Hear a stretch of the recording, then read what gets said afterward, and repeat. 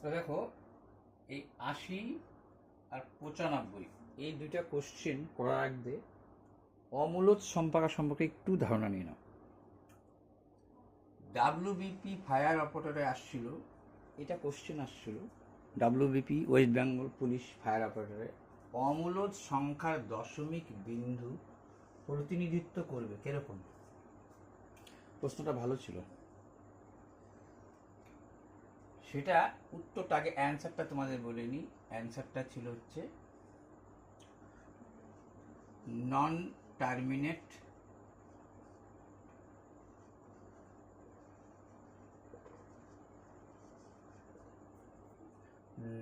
and non-repeating.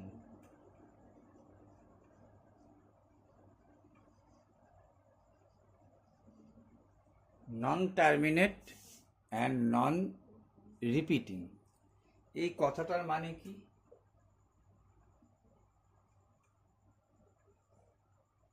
Non terminate ভাগ তো যাবে না, মানে দশমিক বিন্দুটা বলছে নন টার্মিনেট, মানে টার্মিনেট মানে দশমিক বিন্দুর পরে নন রিপিট, মানে হচ্ছে সংখ্যাটা একই ঘুরে আসবে না, অর্থাৎ ভাগ তো যাবে না, দশমিক বিন্দু দিয়ে ভাগটা মিলবে না। বলতে হচ্ছে দশমিক বিন্দুতে ভাগটা তো মিলবে না, কথাটা মানে শুনে রাখুন, দশমিক বিন্দুতে ভাগটা মিলবে না। আর রিপিট মানে সংখ্যাটা রিপিটও আসবে না। এই কথাটার মধ্যে দিয়েই এর সংখ্যাটা বলে দিচ্ছিল। তার মানে তুমি যদি একটা অমূলদ সংখ্যা নাও, তাহলে অমূলদ সংখ্যা কিরকম? গণিত শাস্ত্রবিদরা সংখ্যাকে দুইটা ভাগে ভাগ করছে, একটা হচ্ছে অমূলদ আর বাকি সব মূলদ। তাহলে অমূলদ সম্পর্কে আইডিয়াটা নিলেই তো হয়ে গেল, অমূলদ সম্পর্কে আইডিয়াটা নিলেই হয়ে গেল। অমূলদ সংখ্যা কি তোমরা জানো, একে ইংরেজিতে বলে ইররেশনাল নাম্বার। এইটা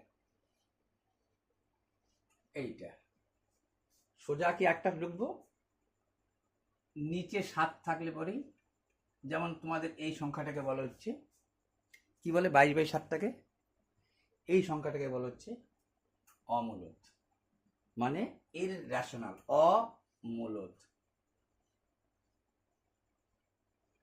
এগুলো আমি নিলাম অমূলদ সংখ্যার উদাহরণ। তার মানে এ ভাগ দিতে নিলে ভাগ যাবে তো না, প্লাস মিলবেও না। কিন্তু ইন্টারেস্টিং পয়েন্ট কিন্তু এখনো শেষ না। সে তো একটা ছোট সংখ্যা নাও, এত বড় না নিয়ে, ৭ অক্ষে ৭, দশমিকের জন্য ০ পাবো, ৪ ৭ ২৮, দশমিকের জন্য ০ পাবো, ৭ ২ ১৪, ৬ ২০, দশমিকের জন্য ০ পাবো, ৭ দিয়ে ৭ ৮ ৫৬। তাহলে দেখা যাচ্ছে কি, যে দশমিক বিন্দুটা রিপিটও আসছে না ঘুরে। আর রিপিটটা কি, মানে দশমিকের পরে এক সংখ্যা ঘুরে আসতেছে না। দশমিকের পর যদি একই সংখ্যা রিপিট বারবার আসে, তাহলেই সে হয়ে যাবে আবৃত্ত সংখ্যা। তাহলে ইররেশনাল নাম্বার তো জানলা, এর উত্তরটা আবার রিপিট দিয়ে দিলাম। এইবার আসি আমি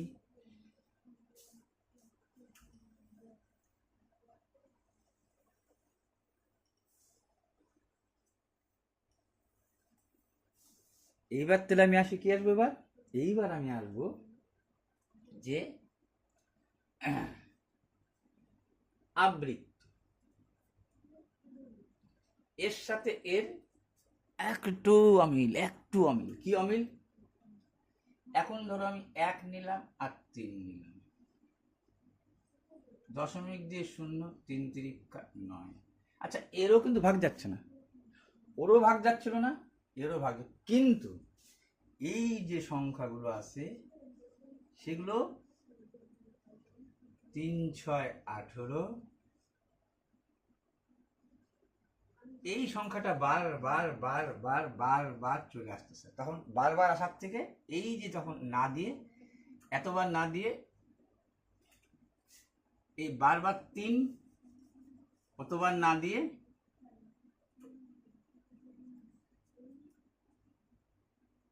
এইটাকেই বলতেছে আবৃত্ত। আবৃত্তকে তোলার মতো কায়দা দিছে। কেমন কেমন যদি আবৃত্ত এইটাকে তুলতে, যেটা তোলা এর একটা মানকে তোলার কায়দা রাখছে কিন্তু। কেমন, ধরো এইটা লিখছি যা মান হবে, আমি যদি 0.33 এইখানে যা দশমিকটা দিই, দশমিক তো না আবৃত্ত সংখ্যা দিই, এই দুটার মানই 1। কেন, ওনারা বলছে সম্পূর্ণ সংখ্যাটা নাও, বিয়োগ অনাবৃত্ত সংখ্যা না। অনাবৃত্ত মানে আগে কোনো সংখ্যা আছে কিনা, নাই। জয়টা আবৃত্ত সংখ্যা তো এটা 9 লেখো। আবৃত্ত থাকতে হবে, সরি দশমিক থাকতে হবে, অনাবৃত্ত মানে এই যে এর সমান শূন্য নিতে হবে। এখানে তো নাই শূন্য, এটা দুটো দেখলে বুঝে যাবা, পরিষ্কার হয়ে যাবা। তাহলে অনাবৃত্ত থাকতে হবে, তার আগে দশমিক থাকতে হবে। এখানে তো অনাবৃত্ত সংখ্যা নেই, তাহলে দেখো এটা কাটাকাটি করলে 3 অক্ষে 3, 3 3 51। এইখানে যখন তুলো তাহলে পরিষ্কার, ছবিটা পরিষ্কার হয়ে যাবে। সম্পূর্ণ সংখ্যার নিরভর রূপ, নিরভর মানে কিচ্ছু রূপ দেবা না, বিয়োগ অনাবৃত্ত, আবৃত্ত নাই এমন সংখ্যা নিরভর রূপ।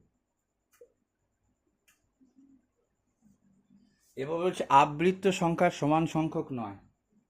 জয়টা আবৃত্ত থাকবে, তয়টা নয়। এখানে একটা আবৃত্ত, একটা নয়। দুইটা আবৃত্ত লেখা যেতে পারতো কিন্তু, হ্যাঁ, ওরকম তুললাম না। এইবার দেখো অনাবৃত্ত থাকতে হবে, তার আগে দশমিক থাকতে হবে, তার সমান শূন্য। আগে শূন্য নিতে পারি নাই, তারও মান 1/3 হবে। কত হয় 30, কত হয় 90, 3 অক্ষে 3, 3 3 90 আসে। এইখান থেকে মোটামুটি বুঝে গেছো আবৃত্তটা কি আর অমূলকটা কি, একটু কিন্তু ঘাসাঘাসি মিল।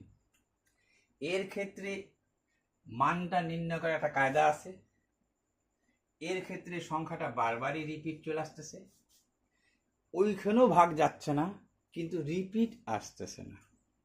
ক্লিয়ার? ক্লিয়ার। এই কোশ্চেনটা কোথার থেকে নেওয়া, মিসলেনিয়াস মানে পিএসসি মিসলেনিয়াস 2024 থেকে নেওয়া, জানো। এইবার কোশ্চেন দুটোতে আসো, তাহলে তুমি পরিষ্কার ছবি এসে যাবে। এবার বলছিল দুইটি, উপরে একটা লেখা ছিল কথা যে সঠিক উত্তরটি,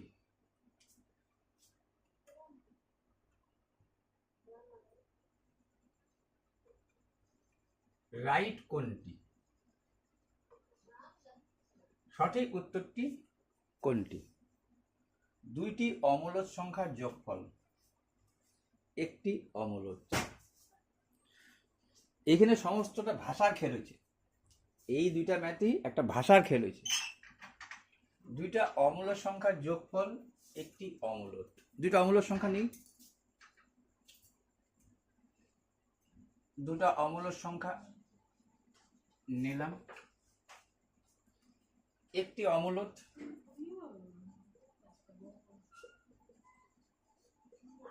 জানো এটা লসাগু করলে 7 হয়, হ্যাঁ অমূলদ।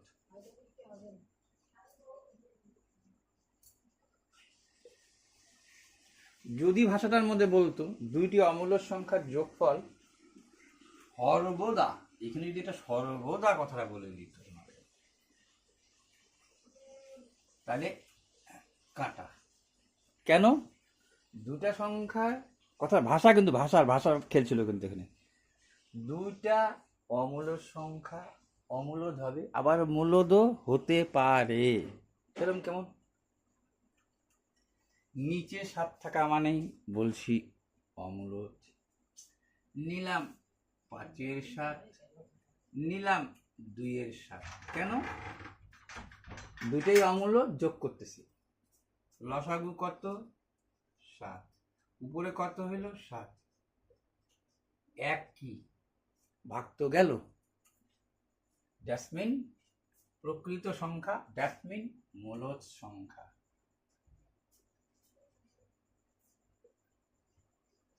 সবই তো মূলদ, এ বাদে যা আছে সবাই মূলদ। আবৃত্ত যে আছে সেও মূলদ। কারণ পরের প্রশ্নটা আবার সেটা দিয়ে বলছে, সংখ্যা তত্ত্ববিদরা সংখ্যাকে দুইটা ভাগে ভাগ করছে, একটা অমূলদ আর বাকি সব মূলদ। মূলদ, ঠিক আছে, ক্লিয়ার? মূলদ সংখ্যা, আবৃত্ত সংখ্যা যে আছে তাকেও আমি মূলদ বলবো। দুটা ভাগে ভাগ করছে, একটা অমূলদ একটা মূলদ। অমূলদ সম্পর্কে তো বললাম, আবৃত্ত যে সংখ্যা, আবৃত্ত সেও অমূলদ, মূলদ সরি, শুধু অমূলদই আলাদা। তাহলে যদি এবার খেয়াল করো তো, যদি সর্বদা বলতো তাহলে কি সঠিক হইতো উত্তরটা? না, কাটা পড়ে যেত। তাহলে দুইটা অমূলদ সংখ্যা মূলদও হইতে পারে অমূলদও হইতে পারে, দুটাই হতে পারে। প্রথম প্রশ্নে কি লাগলো? একটি অমূলদ হতে পারে। সর্বদা যদি বলতো কথাটা, সর্বদা, আমাকে না বলছি কিন্তু ভাষার খেল, সর্বদা হবে দেখাই দিলাম, সে মূলদও হইতে পারে। কিন্তু এখানে সামান্য একটা ভাষা রাখলো, একটি অমূলদ, হ্যাঁ অমূলদ দেখলাম, যোগ করলে অমূলদ। এবার আসুন দ্বিতীয় প্রশ্ন, দুটা অমূলদ সংখ্যার যোগফল সর্বদা মূলদ না। মূলদ তো দেখলাম, কিন্তু সর্বদা মূলদ হবে কি না। ভাষার খেল, ভাষার খেল, ভাষার খেল। কিন্তু যদি বলতো দুটি অমূলদ সংখ্যার যোগফল, এইটা মুছে দিত, দুটি অমূলদ সংখ্যার যোগফল একটি মূলদ, রাইট কথা ছিল। সর্বদা বলছে, একটি বললে ঠিক, একটি বললে রাইট, সর্বদা বলছে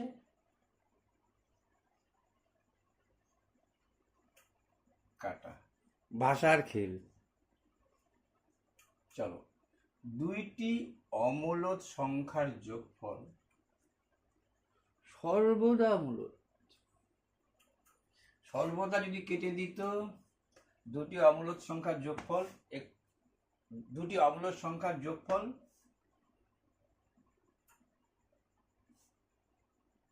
দুটি অমূলদ সংখ্যার যোগফল, না এখানে একটি বলতে পারবে না, একটি অমূলদ নয়। হ্যাঁ যদি বলতো একটি অমূলদ নয়, হ্যাঁ একটি যদি এখানেও বলতো তোমাকে একটি অমূলদ নয়, হ্যাঁ ঠিক আছে, দুইটা অমূলদ সংখ্যার যোগফল একটি অমূলদ না হতে পারে, সে মূলদ হইতে পারে, দেখলাম। কিন্তু সর্বদা প্রয়োগ করলো যেহেতু, এখনো সর্বদা প্রয়োগ করলো, সর্বদা প্রয়োগ করলো, অলওয়েজ যাকে বলে, কাটা। ঠিক আছে, তাহলে বিসি তো কাটা গেল, আর ডি বলছিল নন অফ অ্যাবভ, উপরের মধ্যে কোনোটাই না। না এইটা চলে, তাহলে কি খেল? শুধু ভাষার খেল। সেকেন্ড কোশ্চেনটাও ভাষার খেল, দেখে নাও। উপরের কোশ্চেনটা আশা করা যায় সোজা সাপটা, বুঝে গেছো? বুঝে গেছো? মূলদ সংখ্যার মান, এই প্রশ্নটা শেষ। কিন্তু মূলদ সংখ্যার মান, মূলদ সংখ্যা তো সবই মূলদ সংখ্যা, আবৃত্ত সংখ্যা মূলদ, সব সংখ্যাই মূলদ এ বাদে। বলছে আবৃত্ত দশমিকে, একটা মূলদ সংখ্যার মান আবৃত্ত দশমিকে প্রকাশ যোগ্য। হ্যাঁ প্রকাশ তো করা যায়, আবৃত্ত দশমিকটা প্রকাশযোগ্য। কেন? সবই তো অমূলদ, তাহলে আবৃত্ত সংখ্যাও যদি মূলদ হয়, এমনি সংখ্যাও মূলদ, এই কথাটা বলতে পারো। আবৃত্ত দশমিকে প্রকাশযোগ্য, হ্যাঁ, বা দশমিক ধরো 3কে তোমাকে 4 দিয়ে ভাগ করতে বলছে, দশমিক দিয়ে 0 নিলা, 4 7 28 29 30, দশমিক 4 5 20, তাহলে মূলত কি, এও হতে পারে, এও হতে পারে, এও হতে পারে। তাই বল আবৃত দশমিক প্রকাশযোগ্য, হ্যাঁ আবৃত দশমিক হতে পারে, চলবে। আবৃত দশমিকের প্রকাশযোগ্য নয়, না আবৃত দশমিক প্রকাশযোগ্য না বলতে পারো না, আবৃত দশমিক দেওয়া যেতে পারে। যদি এইখানেই সর্বদা বলতো, ঠিক আছে, আবৃত দশমিকের প্রকাশযোগ্য নয়, ঠিক আছে, আবৃত দশমিক দেওয়া যাবে না,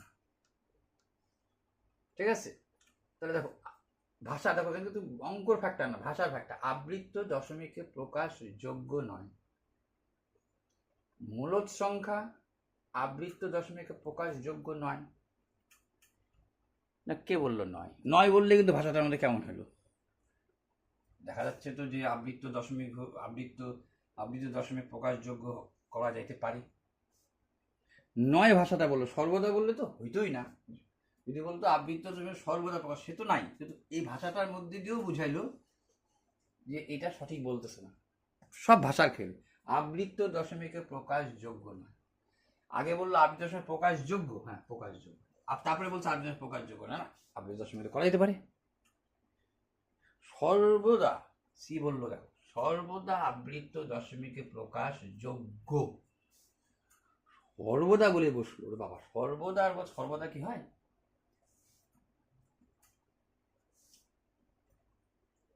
একটা মূলদ সংখ্যাকে সর্বদাই আবৃত দশমিক হবে না, এইটা হইতে পারে, এটা হইতে পারে। তাহলে এটাও সঠিক হইল না, এইটাও সঠিক হইল না। ওই প্রথমের এর ক্ষেত্রেও এইটাই হয়ে গেল, শুধু ভাষার খেল। আবৃত দশমিকে প্রকাশযোগ্য, এর ক্ষেত্রেও এটা উত্তর রাইট, এর ক্ষেত্রেও এটা উত্তর রাইট। ভাষার গত একটু ব্যাপার কিন্তু ছিল এই দুইটা ম্যাথ নিয়ে, ঠিক আছে। আর ডি নম্বর ছিল নন অফ অ্যাবভ, কোনোটিই নয়, ঠিক আছে, কোনোটি নয়। এইটা কথা বলতে পারো। তাহলে এখান থেকে কি বুঝলা? সর্বদা কথাটা বললে, সর্বদা না বললে একটু চিন্তা ভাবনা করে কথাটা বলবা। এটা ম্যাথ, ম্যাথ তোদের মনে হচ্ছে মানে ভৌত বিজ্ঞানের জাতীয় কথা হলো আর কি। কেন ভৌত বিজ্ঞান বললাম বলো তো?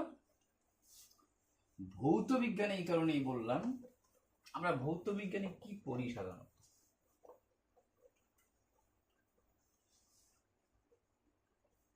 আমরা ভৌত বিজ্ঞানে পড়ি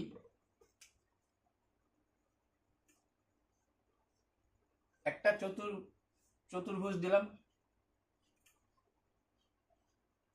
একটা বর্গাকার রাখলাম, তাহলে বলতে পারি দুইটাই চতুর্ভুজ। তাও খেয়াল করে, এও চতুর্ভুজ, এও চতুর্ভুজ। তাহলে বলতে পারি বর্গাক্ষেত্রেও চতুর্ভুজ বলতে পারি, চতুর্ভুজকেও বর্গাকার, না চতুর্ভুজকে বর্গাকারকে, মানে যদি বলে একই চতুর্ভুজ, ইয়েস, একই চতুর্ভুজ, ইয়েস। খেয়াল করো কিন্তু বর্গাকার কি একটি চতুর্ভুজ? না। বর্গাকার চতুর্ভুজ, হ্যাঁ। বর্গাকার কি একটি চতুর্ভুজ? হ্যাঁ। চারটা বাহু আছে না, চতুর্ভুজ কি একটি বর্গাকার? চতুর্ভুজ কি বর্গাকার? না। এর ধর্ম রাখতে হবে না 90 ডিগ্রি, সেই কথাটা হইল ওইটার ক্ষেত্রে। ক্লিয়ার নিশ্চয় আশা করা যায়। কোশ্চেনটা আবার কি বলছিল, একটি বাগানে 127টি চারা গাছকে, বাগানটিতে যতগুলি সারি আছে প্রতিটি সারিতে ততগুলি চারা গাছ লাগানোর পর 6টি চারা গাছ অতিরিক্ত হলো বাগানটিতে। এই অঙ্ক পড়ার সাথে সাথে তোমার কি মনে পড়ে যাবে? যতগুলি ততগুলি, তার মানে বর্গমূল। কেন কেন ভাঙাই দিই? একটা বাগানে 127টা চারা গাছ আছে, যতগুলো সারি আছে জানি না, এক্সটি সারি আছে, ততগুলোই, তাই বলছে কিনা বলো দেখো, যতগুলি সারি আছে প্রতিটি সারিতে ততগুলো, যদি এক্সটা সারি থাকে তাহলে এক্স সংখ্যক গাছ, 10টা সারি থাকলে 10টা করে গাছ লাগাবো, এক্সটা সারি থাকলে এক্সটা করে গাছ লাগাবো। এর জন্যই এটা লেখা। যতগুলো সারি আছে ততগুলো লাগাইলে কতগুলো লাগাইতে পারবো? 100। তাই বলছি কেন, একটি বাগানে আর 27টি চারা গাছকে বাগানে যতগুলো সারি আছে ততগুলোই, যা ধরবা ততগুলোই চারা গাছ লাগাবা। যদি 10টা সারি থাকে 10টা করে চারা গাছ লাগাই তাহলে কয়টা চারা গাছ লাগাইতে পারবো? আমি 100টা চারা গাছ লাগাইতে পারবো। বা 100টা চারা গাছে তাহলে কয়টা সারি আছে? 10টা সারি, 10টা সারি 10টা করে গাছ, তাই 100টা। এইখানেও তাই, সেম কথা। এটা তো দুই কথায় শেষ, তবু ভাঙাইলাম।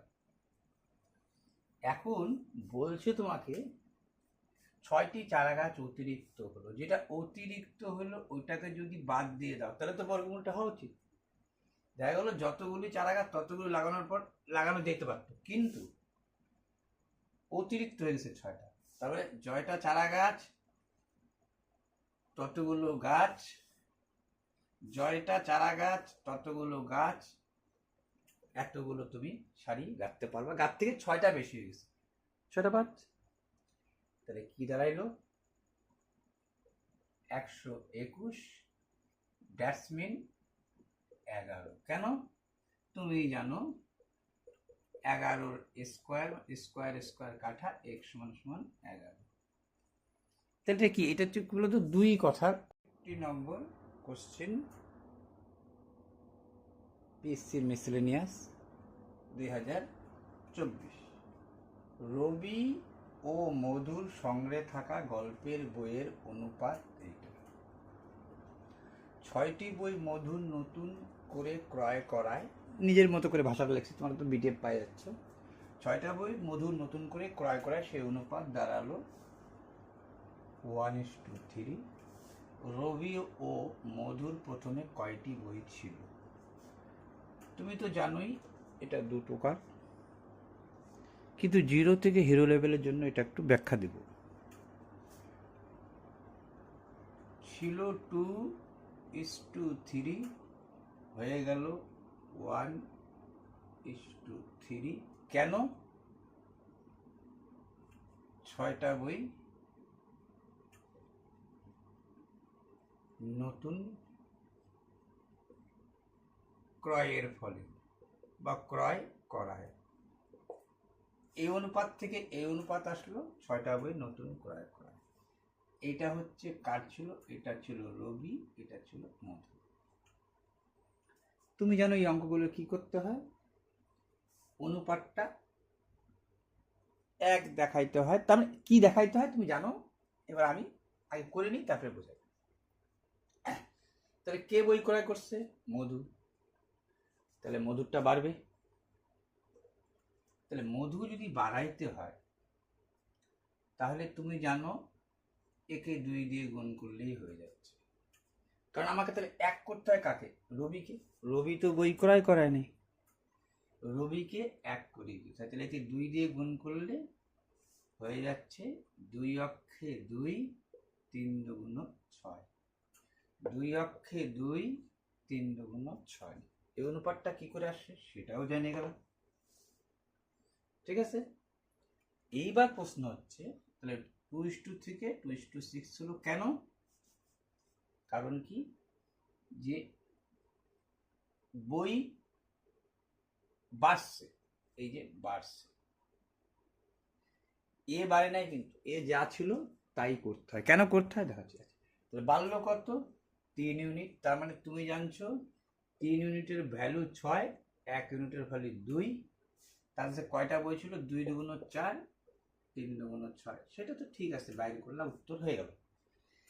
কিন্তু এখানে উত্তর শেষ। কিন্তু দেখো একটা জিনিস, এই একই প্রশ্ন দিয়ে 20টা থেকে 10টা ম্যাথ, 20টা না হলেও তো 10-12টা বানাই দিবা তুমি। এখান থেকে তুমি বানাই দিবা 10-12টা ম্যাথ এই অঙ্কটা থেকে। আর এইটাই বারবার ওরা করে, তার জন্যই বলি অনুপাত হচ্ছে সব থেকে সোজা। এখন ব্যাখ্যা দিচ্ছে কেন অনুপাতগুলো এরকম হয়ে যায়। তোমার অ্যান্সার আসছে 4 আর 6। তোমার কাছে বই ছিল 4 আর 6, তাই লসাগু করছো 2 দিয়ে, 2 দুগুণ 4, 3 দুগুণ 6, কাটাকাটি একই সংখ্যা দিয়ে কাটাকাটি। কয়টা বই তুমি নিয়ে আসছো? 6টা। কে 6টা বই আনছে? মধু। এইটা রবি, এটা মধু, তাহলে 6টা বই দিয়ে দাও।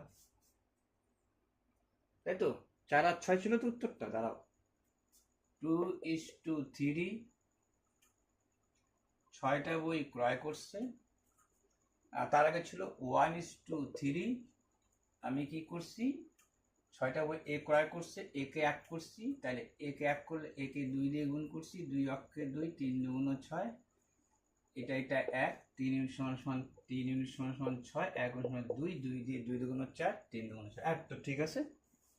ঠিক আছে, এইবার হচ্ছে দেখো 4টা 6টা বই ছিল, অনুপাত করলে 2:3, আমি অনুপাতের সাথে যোগ করে দিচ্ছি। তাহলে তুমি বই কয়টা আনছো? 6টা। দাঁড়াইলো কয়টা?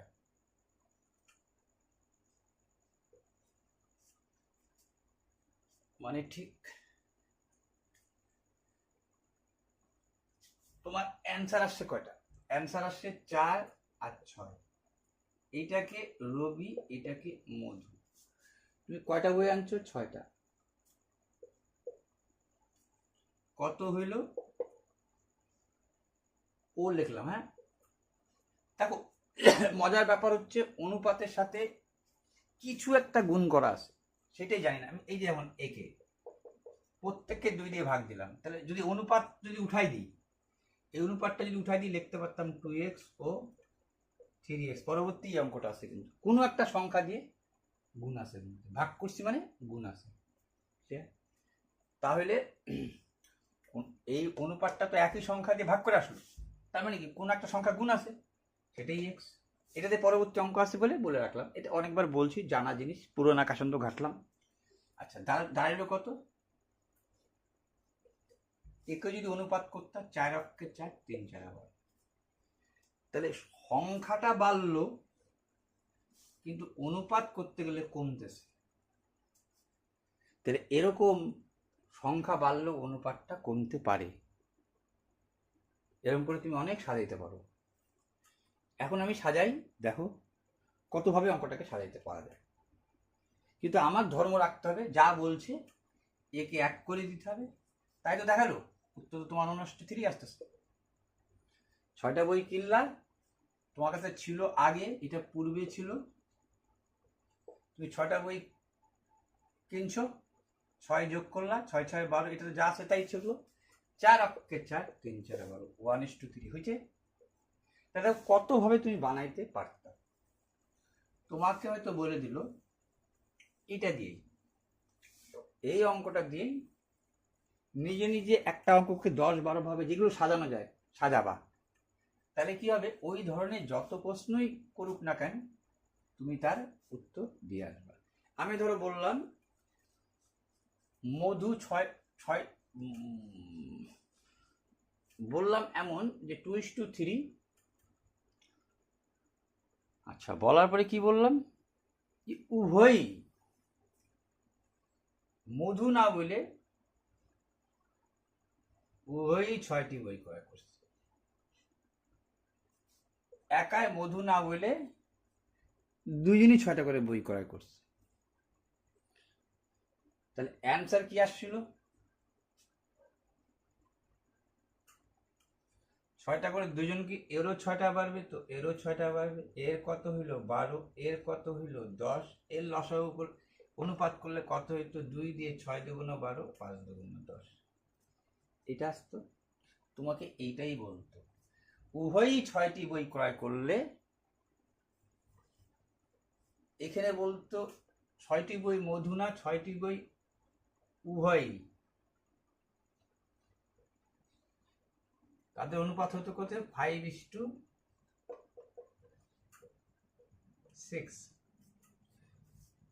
6টি বই উভয়ই ক্রয় করায়, সেই অনুপাত দাঁড়ালো 5:6। মধু, রবি ও মধুর কয়টি বই? পূর্বে কথাটা লিখি না কিন্তু, পূর্বে ছিল। তাহলে অনুপাত দুইটা তো আবার সেই 2:3, 5:6। অ্যান্সার কত আসা উচিত? এইটাকে চিন্তা করে তো বানাইছি। যেহেতু দুইজনেই বই ক্রয় করছে, বাড়ছে ঠিকই আছে।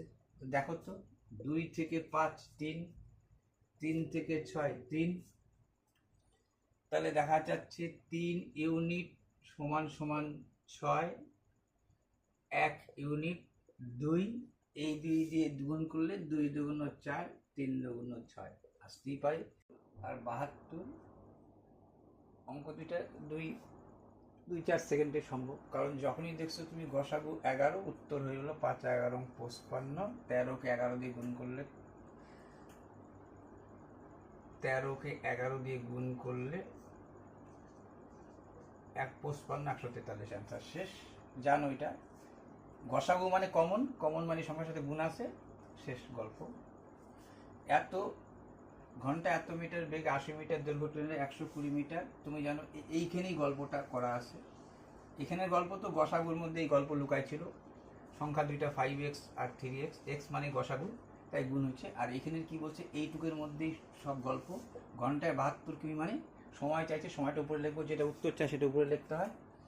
তাহলে কি লিখবো, 36 সেকেন্ডটা কত লিখবো, উপরে লিখবো। আর 72 কিমিটা কিসে লিখবো, 72, 3টা শূন্য দিব, এত মিটার যে এত সেকেন্ডে 80, আর কোথায় গেল 120, 200 মিটার যাবে কত সেকেন্ডে, 3টা 1টা 2টা 3টা, 36 দুগুণ 72, 2 2 কাটা 10 সেকেন্ড। জানোই ট্রেন প্লাস প্ল্যাটফর্ম যাইতে হবে, এটা বোঝানোর কিছু নাই, এর মতো আর সোজা। 78 নম্বরটা কি বলছে এবার, 120 মিটার দূরত্ব বিশিষ্ট দুটি ট্রেন দুটা স্টেশন থেকে বিপরীতমুখী যাত্রা শুরু করে। গতিবেগগুলো বলে দিচ্ছে। প্রথম ঘন্টা এটা হয়তো 60 কিমি পার আওয়ার, এবং আরেকটা হচ্ছে 30 কিলোমিটার পার আওয়ার বেগে একই সময় যাত্রা শুরু করে। অধিক গতি সম্পন্ন, তার মানে কোনটা, ট্রেনটি 40 মিনিট যাত্রার পর একসাথে যাত্রা শুরু করলো, 40 মিনিট পর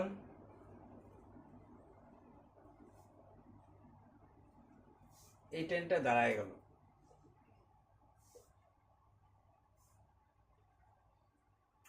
অপর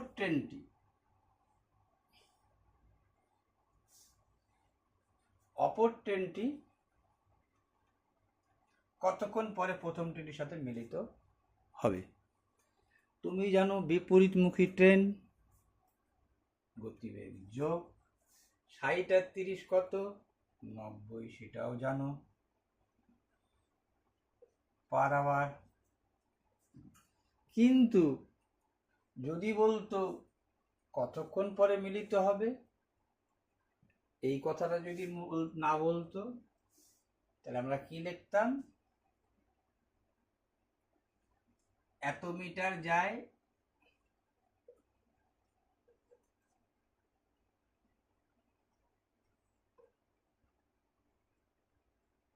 এত সেকেন্ডে, এত মিটার যাবে কত মিনিট করে দাও।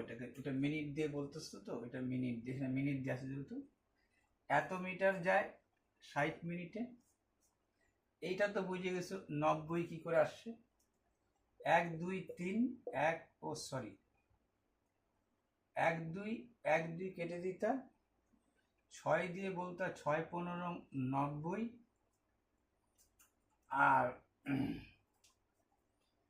তাই তো 9000 মিটারে 2টা শূন্য 3টা শূন্য কাটা যাবে, 3টা শূন্যই কাটা যাবে না, 2টা শূন্য কাটা যাবে, ঠিক আছে। 6 2টা শূন্য কাটছি, 6 দিয়ে 6 15 90 শূন্য, 6 দিয়ে 6×2 = 12। এটা তাহলে তখন সেকেন্ডেই করতে হতো, কেমন? তাহলে তখন উত্তরটা তোমার সেকেন্ডেই বলতো, তখন উত্তরটা সেকেন্ডেই বলতো। তাহলে কি বলতা? এত যায় 3600 সেকেন্ডে, এত যাবে কত সেকেন্ডে, ঠিক আছে? এত মিটার, এটা মিটারে করছে, এটা সেকেন্ডে। এইটা তো 90 কিমি/আওয়ার মানে সেকেন্ড। 1 2 3 1 2 3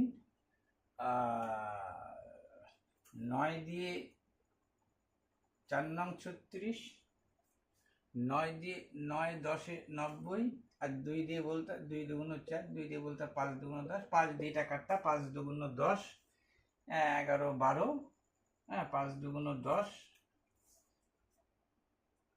দশমিক দিয়ে মিলাই দিতা তুমি, 5 2 10, 11 12, যাই হোক এটা একটা বলে দিতা, কিন্তু এটা তো বলে না তা, এইটা তো তা বলেনি। এখানে বলছে তো 40 মিনিট পর থামে গেছে। তখন কি করতো? তখন আমরা জানি 40 মিনিট, 40 মিনিটে কত কিছু দেখিনি, 40 মিনিটে কত কিছু দেখিনি। তারপর 40 মিনিটে কত গেছি, এখন যাওয়াটা দেখবো। কিন্তু আগেরটা যদি এরকম থাকতো তাহলে একবারে সময় চিন্তা করতাম। এখন কত গেছে, তা কত গেছে বাইর করতেই পারতাম আমি, কত গেছে। তুমি জানতেছিলা 60 মিনিটে যায় 90, 60 আর 30, 40 মিনিটে যাবে কত? 1 2 2 2 4 3 2 6, 3 30 90, 60 মিটার যাই নিয়ে গেছো। বাকি পথ থাকে, বাকি থাকতেছে 120-এর মধ্যে 60, সেটাও জানতা, এটা বের করার কোনো ফ্যাক্টর না তোমার কাছে। কিন্তু প্রশ্নটা হচ্ছে আবার অপর ট্রেনটি কতক্ষণ পরে প্রথম ট্রেনটির সাথে মিলিত হবে। তাহলে তুমি জানছিলা যে আমাকে এইটা দেখে আমি লিখতাম 90 যায় 60 মিনিটে, এইটা কিলোমিটারই তখন রাখছো। 40 মিনিটে গেছে কত? 2 2 4, 3 2 6, 3 30 90, 60, অবশিষ্ট থাকলো বুঝে গেছো 60 কিলোমিটার। সেটা কে যাবে? অপর ট্রেনটি। অপর ট্রেনটি মানে এইটা, এ যায় দেখলা কত? 30 কিলোমিটার যায়। কতক্ষণ পরে? 30, এইটা যায় 60 মিনিটে, এইটা যাবে 60 কিলোমিটার যাবে কত মিনিটে? 30 কিলোমিটার যায় 60 মিনিটে।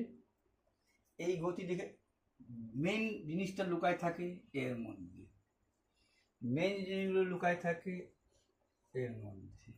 তাহলে 30 কিলোমিটার যায় 60 মিনিট, 60 মিনিট মানে 1 ঘন্টা। 60 কিলোমিটার যাবে কত মিনিটে? 30 2 60, 120 মিনিটে। কিন্তু এইখানে তো কোথাও 120 নেই। কিন্তু দেখো, তুমি যদি পুঙ্খানুপুঙ্খানু চিন্তা করো তাহলে 120-এর সাথে প্রতিটা প্রশ্নের মধ্যেই না এইটা দিয়ে একটু আরো হেওয়া চাকার মতো এসে গেছে। কোনোটাই না নাকি, আর কোনোটা না এরকম উত্তরও বেড়েছে তোমার কাছে, কোনোটাই না এরকম অঙ্কের মধ্যে উত্তরও বেড়েছে। এখানে তোমার এখানে আসতেই পারে ব্রেনের মধ্যে এটা, কিন্তু বলছিল দেখো অপর ট্রেনটি কতক্ষণ পরে প্রথম ট্রেনটির সাথে মিলিত হবে। আচ্ছা 120 মিনিট আর আগের 40 মিনিট ধরবো 160 মিনিট। নন অফ অ্যাবভ, উপরের কোনোটিই নয়, এটা বলা যাচ্ছে না। এই কারণে কনফিউশন তোমাকে তৈরি করবে। এখানে তোমাকে একটা কনফিউশন, এই প্রশ্নগুলোর মধ্যে একটু কনফিউশন তৈরি করবে। যাতে অপর ট্রেনটি ভালো কথা, কতক্ষণ পরে মিলিত হচ্ছে? 120 মিনিট পরে মিলিত হবে। কিন্তু তোমাকে কি এরকম কথা কোনো সময় বলছে? হ্যাঁ, যদি একটু পোক্ত করার জন্য এরকম বলতো অপর ট্রেনটি মোট কথা যদি বলতো, মোট অপর ট্রেনটি প্রথম ট্রেনটির সাথে মিলিত হতে মোট কত সময় নেবে, তাহলে পোক্ত হইতো। অপর ট্রেনটি কতক্ষণ পরে, এ প্রথম হবে না এটা, ও হ্যাঁ এটা প্রথমে ছিল তো গতিবেগ, সেই হিসেবে বলছে অপর ট্রেন প্রথম ট্রেনটি। আর যদি বলতো অপর ট্রেনটি প্রথম ট্রেনটির সাথে, প্রথম মানে এই ট্রেনটার যেহেতু গতি বেশি ছিল তাই একে প্রথম ট্রেন বলতেছে, ফার্স্ট ট্রেন। আর একে অপর মানে সেকেন্ড, অপর ট্রেনটি মানে এটা সেকেন্ড ট্রেন। আচ্ছা যদি বলতো এই ভাষা যদি এরকম রাখতো তোমাকে, তোমার পক্ষে ভালো হইতো। কিরকম, যে অপর ট্রেনটি মানে দ্বিতীয় ট্রেনটি কতক্ষণ পরে প্রথম ট্রেনটির সাথে মিলিত হবে, এরকম না বলে দ্বিতীয় ট্রেনটি প্রথম ট্রেনটির সাথে কত সময় পরে মিলিত হয়েছিল, ঠিক আছে, মোট কত সময়, মোট কথা বলে বলে, কিন্তু এখানে এই 40টা যাবে যোগ। এখানে একটু কনফিউশন হইতে পারে, কিন্তু না, 40টা যাবে যোগ, ঠিক আছে। এ কোথায় থামছে না থামছে এর তো দেখে লাভ নেই, মোট কথা বললে ভালো হইতো, মোট বলে নাই, এইটা একটি ব্যাপার ছিল কিন্তু প্রশ্নটার মধ্যে। 90 কি বলছে আবার, 115 টাকা ধরে কিনে 20% লাভ পেতে হলে বিক্রয় মূল্য কত। আমি নাম টামগুলো তুলে দিচ্ছি, মূল কথাতে আসছি। 115 টাকা ধরে কিনে 20% লাভ করতে চাও, তাহলে বিক্রয় মূল্য কত হবে। তুমি যেন 100তে 120, 115 কত 138, এটা তো করা দেওয়ার মতো না, জানোই। 20% লাভ মানে 100তে 120, এই যে লাভ, তাহলে কিনছো তুমি 115 টাকা দিয়ে, কাটাকাটি করলে এটা হবে উত্তর শেষ, গল্প শেষ। এইবার যেটা ব্যাপার সেটা, এইটারও গল্প শেষ, এইটাও যে দেখো এইটা কি হয়, এই যে পার্সেন্ট 25/4 উপরে লিখতে হয় 100, এই 4টাই উপরে উঠে আসে, নিচে মুছে যায়, 25 দিয়ে 4 25 হয়, 4 4 16 বছর, ঠিক আছে। এটা তো ভাঙার দরকার নেই, এটা ভাঙা দিচ্ছে আমি, যে কেন এইটা কেন এটা লেখা হয়।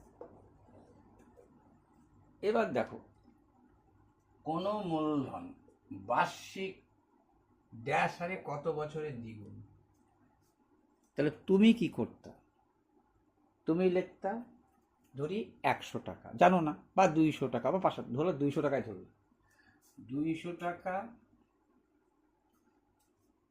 ঠিক আছে, বা x টাকা ধরলেও তোমার আপত্তি নাই, এক্স ধরো, সব থেকে ভালো কোঅর্ডিনেট ইকুয়েশন করতে তোমার সুবিধা। মূলধন কত, x টাকা y বছরে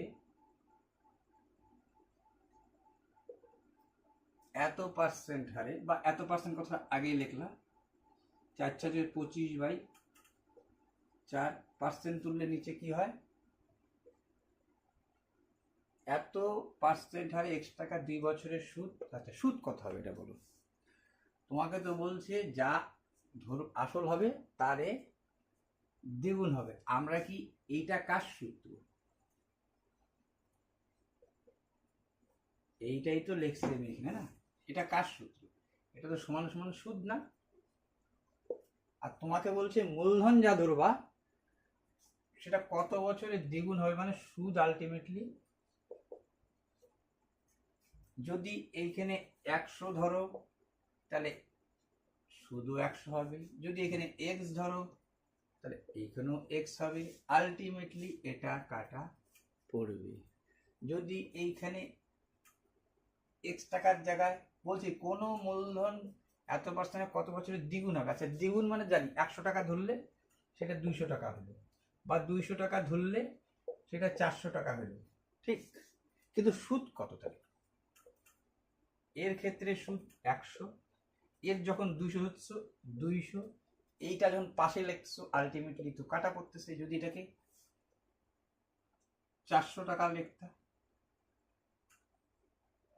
সরি 100 টাকা লিখতা,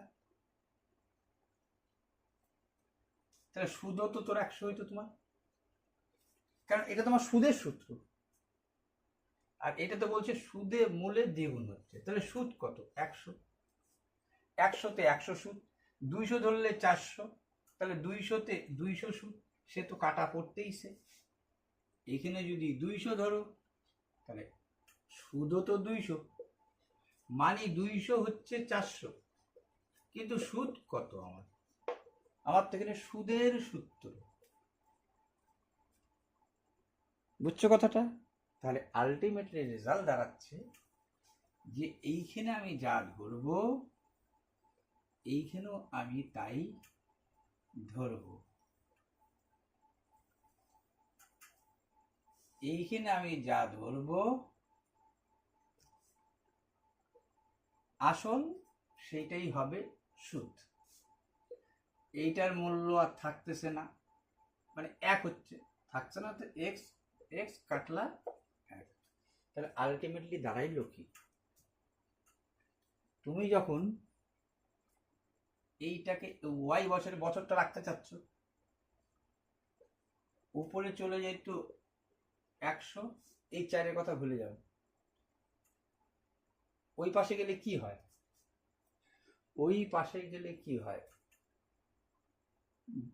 গুণ ভাগ হয়, আর ভাগ গুণ হয়, মানে এটাকেই পলট খাইতো। ঠিক আছে? আর যেহেতু জানো এই 4টা নিচে ছিল, এই 4টা উপরে হয়, তাহলে 25 দিয়ে 4 25 100, 4 4 100। তো যখনই এই ধরনের প্রশ্ন দেখবা, এটাকে এত ভাঙাতে তুমি ভিতরটা শিখতে পারো যে যা ধরতেছি তার ডবল হচ্ছে ঠিকই, কিন্তু আলটিমেটলি সুদ আমার 100। তার মানে যা ধরতেছ সুদ তাই হয়ে যাচ্ছে। 200 ধরলাম, আচ্ছা দ্বিগুণ হইল, তাহলে সুদ কত? 200। তাহলে যা ধরছো তাই এটা এখানে কাটাকাটি পড়তেছে।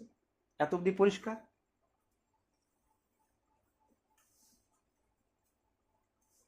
এত অব্দি পরিষ্কার? যখন এত অব্দি পরিষ্কার হয়েছে, তাহলে তো জানিয়ে গেছো যে আমার যে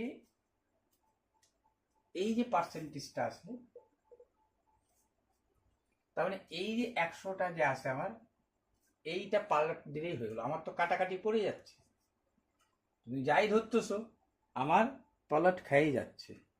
তুমি যদি ধরতাম এত পার্সেন্ট হারে, মানে এত পার্সেন্ট মানে হচ্ছে ড্যাশমিন 500 টাকা ওয়াই বছরে হবে তো দ্বিগুণ হাজার, সুদ কত? এটা তো সুদের সূত্র। ওই পাশে নিয়ে গেলে পলট খাইতো, এইটার বদলে লিখছে এইটা, আর সরি পার্সেন্টেজটা তুলছি বলে নিচে 100। তাহলে আমার দেখা যাচ্ছে যাই হোক না কেন আমি এইটাকে পলট খাওয়াই দিলে হলো, মানে এক কথা এটাকে উল্টাই দিলে হলো। অর্থাৎ যদি এরকম সময় দেখলা, তাহলে 4 6 24 25/4 পার্সেন্ট তুলে দাও, দাও পলট খাওয়ায়,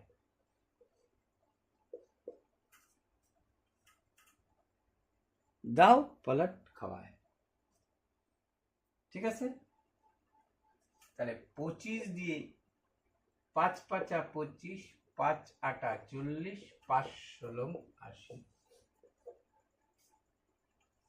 তাহলে যদি কোনো সময় এইটা এত গুণ হয় এত পার্সেন্ট হারে, শুধু পার্সেন্টটাকে তুলে দাও।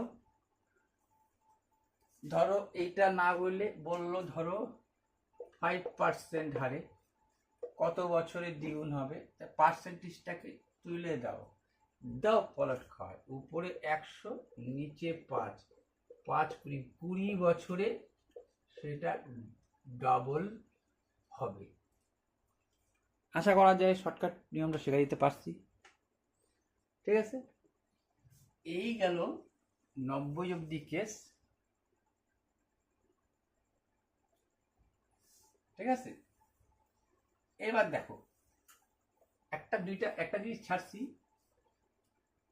সেটা হচ্ছে সময়ের 2টা ম্যাথ আমি ছাড়ছি। কেন ছাড়ছি?